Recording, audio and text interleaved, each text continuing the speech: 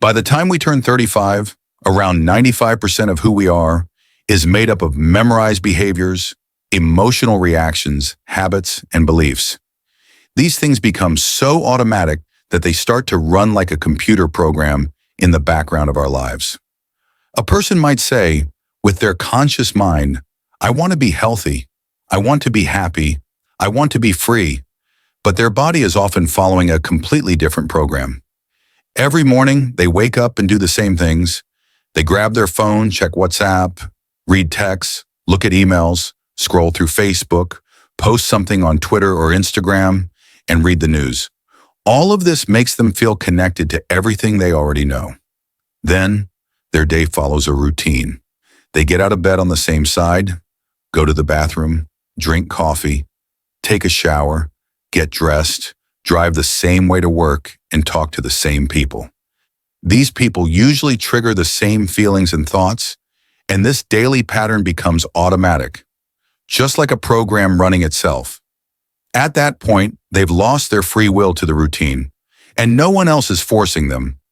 They're doing it to themselves without even realizing it. So when the time comes to make a change, it becomes really hard.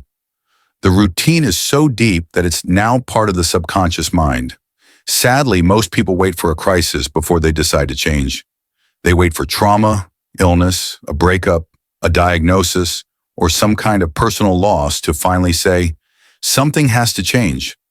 But why wait? You don't have to suffer to grow. You can choose to learn and change through joy and inspiration instead of pain.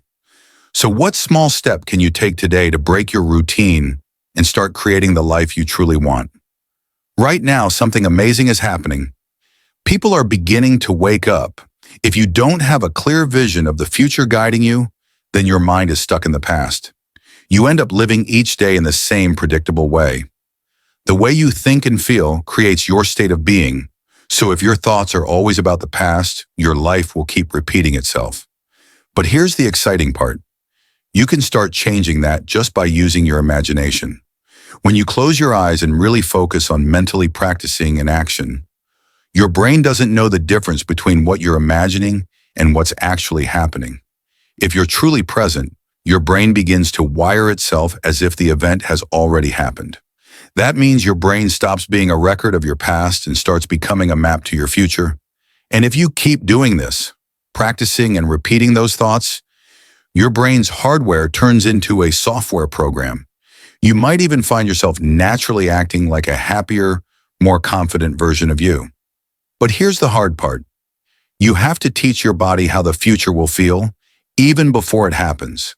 That means you need to emotionally connect with your future self, the version of you that's already joyful, healthy, or successful, before you even see the results. Change isn't easy. The hardest part is making a different choice than you did the day before. And when you do, it's going to feel uncomfortable at first. That's normal. Think about this. We have about 60,000 to 70,000 thoughts every day, and 90% of those are the same thoughts we had yesterday. If your thoughts really do shape your future, how can your life change if you keep thinking the same way? So, what new thought can you choose today that will lead you toward the life you truly want?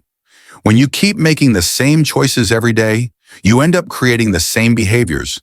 Those behaviors lead to the same experiences, and those experiences trigger the same emotions.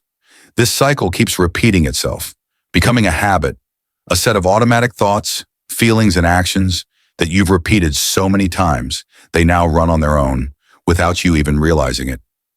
Think about it. Most people wake up in the morning and immediately start thinking about their problems. Those problems are just memories, circuits in the brain connected to people, places, and events from the past. Since the brain holds all these memories, the moment someone starts their day by thinking about their problems, they're already living in the past. And here's the thing. Each memory has an emotion attached to it, so when a person recalls those memories, they begin to feel the same emotions: sadness, stress, pain, or frustration. And since how you think and how you feel create your state of being, this means your entire way of living is stuck in the past. When your mind is trapped in familiar thoughts and feelings, your future becomes predictable. just a continuation of your past. If you believe your thoughts shape your destiny, but you can't think beyond the way you feel, then you're not really thinking about the future at all. You're stuck replaying emotional memories.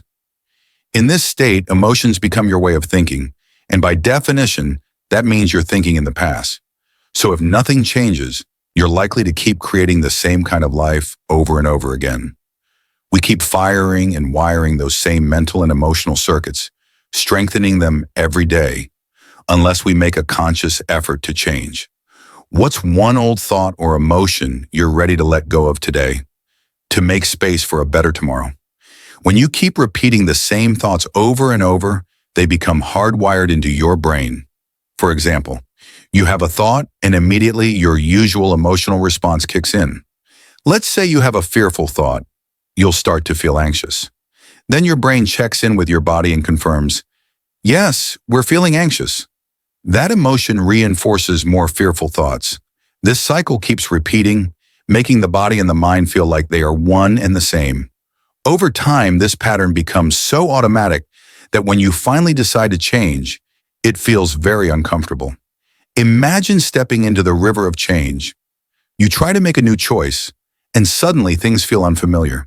You no longer feel guilty, sad, or angry like you used to, and your body starts to resist.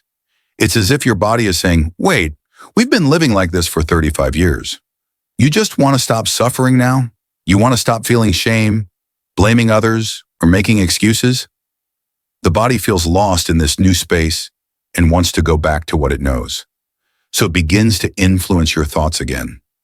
It might tell you things like, start tomorrow, or you're just like your mother, or this won't work for you. These thoughts are meant to pull you back into your comfort zone.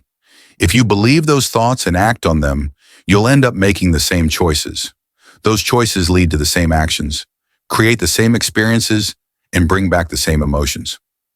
The more emotionally intense an experience is, the more your mind holds on to it, and the harder it becomes to change. So here's something to think about. Do you ever notice how your emotions control your thoughts and choices more than you'd like? The moment your brain focuses completely on a powerful emotional experience, it takes a mental snapshot. That snapshot becomes a memory. This is how long-term memories are formed, through intense emotions. When something really affects you, your brain builds strong connections around that experience. You start thinking based on those mental patterns, and your body continues to feel the same emotions over and over. So what happens next? When someone or something triggers an emotional response, many people believe they can't control how they feel. But here's the truth. You actually can. If you let that emotional reaction go on for hours or days, it turns into what we call a mood. Imagine someone says, I'm in a mood, and you ask why. They might say, something happened 5 days ago, and I'm still upset. That's a long emotional reaction. Now, if that emotional state lasts for weeks or months, it becomes a temperament. You might hear people say, why is he always so bitter? And the person replies, something happened 9 months ago, and I still feel it. Over time, if these emotions last for years, they become part of your personality. That's how people end up being seen as angry, sad, or anxious.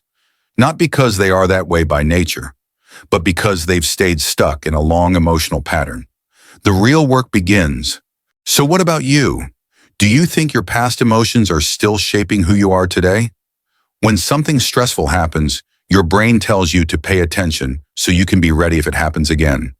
This is your body's natural way of protecting you. But as you become more aware of your usual thoughts, behaviors, and emotions, the patterns of your old self, you begin to let go of that version of you. And as you practice new, more positive thoughts and create better emotional habits, your body slowly adjusts. If you keep doing this over time, the new version of you becomes more familiar, more natural. Think of it like planting a garden. Before you can grow anything new, you have to clean things up. You pull out the weeds, remove last year's dead plants, and clear away the rocks. These rocks represent emotional blocks that are holding you back. Then you prepare the soil so something new can grow. In the same way, we need to clear out the mental and emotional clutter from our past to make space for better thoughts, feelings, and habits. We often grow and learn the most about ourselves when we're outside our comfort zone. Just like animals in nature, humans are built to handle short-term stress. For example, if a deer is chased by a pack of coyotes, once it escapes, it quickly returns to grazing. The stressful event ends and balance is restored.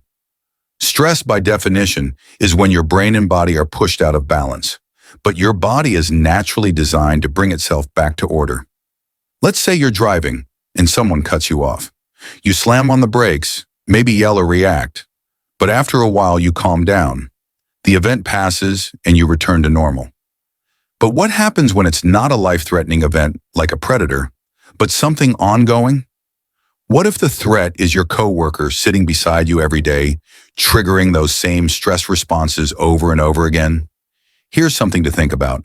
How often do you let small, daily stressors control your mood? And what would your life look like if you didn't? When you're constantly stressed, your body keeps releasing stress chemicals because your emotional buttons are being pushed again and again. If you keep turning on the stress response and can't turn it off, you're putting yourself at risk. No living thing in nature is designed to stay in emergency mode for too long. It's a scientific fact that stress hormones, when active for a long time, can damage your body, weaken your immune system, and even lead to disease. Humans have something unique, the neocortex, the thinking part of our brain. Because of this, we can trigger stress just by thinking about our problems. Even if nothing is happening around us, our thoughts alone can make our body react as if we're in danger. That means our thoughts have a powerful effect on our health. If our thoughts can make us sick, then it's also possible for our thoughts to make us healthy. And the good news is, yes, they absolutely can. With the right mindset and emotional habits, healing and transformation are truly possible. So here's a question for you. If your thoughts have the power to harm your health, what kind of thoughts are you choosing to think each day? Don't forget to hit the subscribe button and turn on notifications so you'll be the first to know when new content is posted. Thanks for watching.